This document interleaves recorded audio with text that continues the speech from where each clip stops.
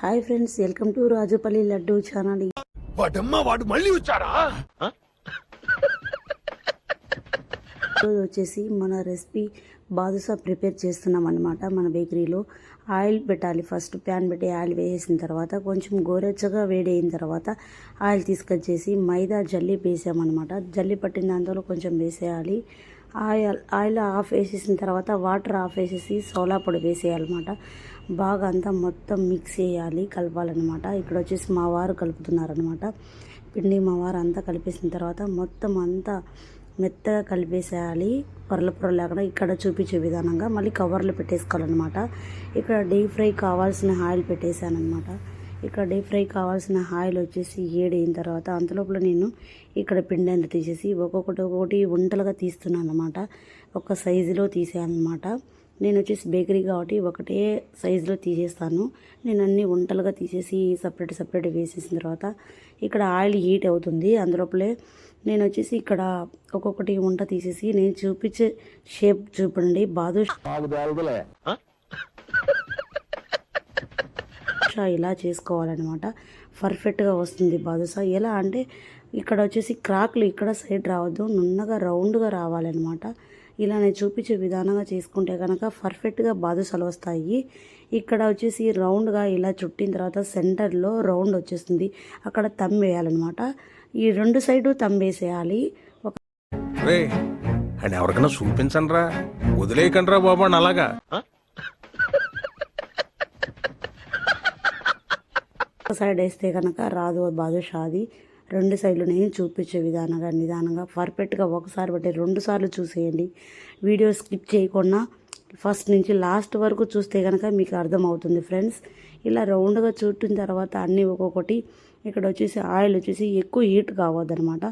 మంట సిమ్లో పెట్టేసేయాలి. ఇక్కడ వచ్చేసి నేను సిమ్లో అంటే స్టవ్ మీద కాదు కాబట్టి మేము కట్టెల పొయ్యి మీదనే చేస్తాము.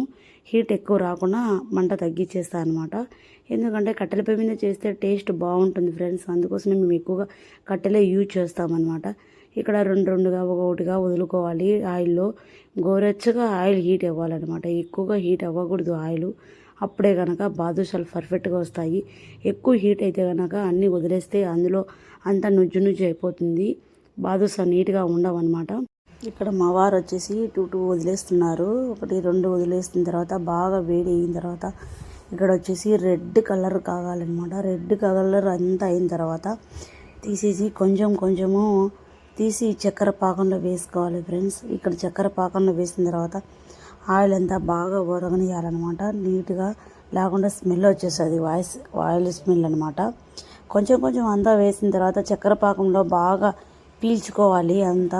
ఎంత పీల్చుకుంటే అంత టేస్ట్ ఉంటుందన్నమాట అవి చక్కెర పాకంలో. ఇక్కడ చక్కెర పాకంలో బాగా మునిగేంత వరకు ముంచేస్తే బాగా ఫుల్గా తాపిచ్చేస్తే దానికి అప్పుడు తినేటప్పుడు జ్యూసీగా క్రిస్పీగా బాగా చక్కెర పాకం అంతా లోపల ఉంటుంది. జ్యూసీగా బాగా సూపర్గా టేస్ట్ ఉంటుందన్నమాట. బాదుషా నోట్లో వేసుకుంటే కరిగిపోతుంది, అలా వేసుకుంటే ఇలా కరిగిపోతుంది అనమాట. చిన్న పిల్లలు కూడా, ముసలి వాళ్ళు కూడా తినచ్చు అనమాట. అంత జ్యూసీగా ఉంటుంది అనమాట. కాసేపు చక్కెర పాకంలో అలానే వదిలేస్తాం దాన్ని. కొంచెం ఈత కొడుతూ ఉంటాయి దాని లోపల.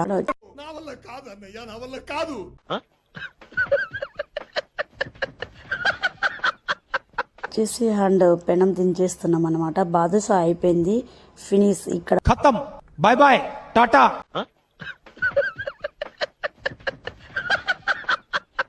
బాదుషా అయిపోయింది ఫ్రెండ్స్. ఇంకా నేను వచ్చేసి జాంగ్రీకి ప్రిపేర్ చేయడానికి వేరే ప్యాన్ పెడుతున్నాను అనమాట. ఇప్పుడు తీసుకొచ్చేసి మా వారు వచ్చేసి మరీ ఇంకొకసారి కలుపుతున్నారనమాట. బాదుషా బాగా ఈతగా ఆడుతున్నాయి అందులో చక్కెర పాకంలో.